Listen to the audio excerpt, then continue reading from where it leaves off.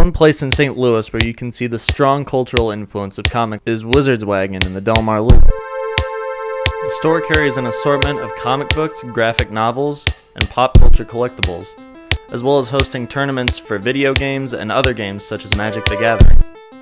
The influence and importance of comics are also seen in the fan bases and the cultures that grow around comic books and are dedicated to them.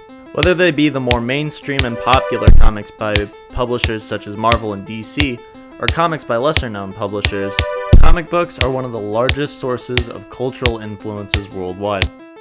Comic book culture is hard for some to understand.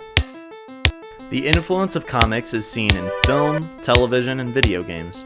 Comic books are not just important for entertainment, but also for creating common identities for people.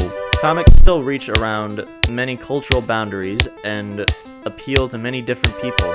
But getting a perspective on comic book culture from the people who work in comic book culture and see it every day is valuable in learning how comic book culture influences people.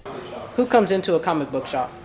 So pretty much anyone comes in there. So kids, adults, men, women, black, white, Asian, really just anyone and everyone who likes comics, who likes to read. Basically, that's who comes in. So it's just a wide variety. What do you particularly like about comic books?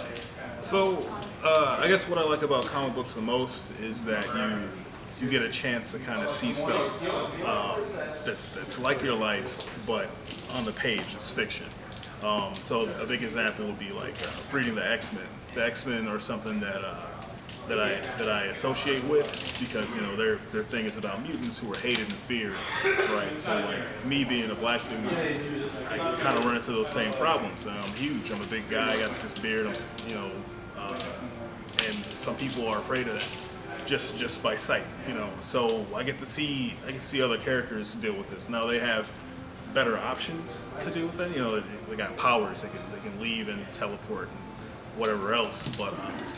But it's nice to see some of the things that I see in real life get depicted in this fictional world where the consequences aren't as harsh, but they still kind of carry with you. So yeah, it's just the fantasy of it to just kind of take a step back and see someone else deal with this stuff.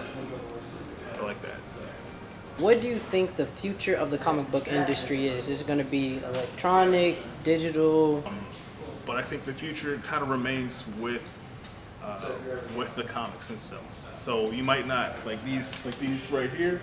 It might not be the single issues anymore, but it'll probably just be graphic novels.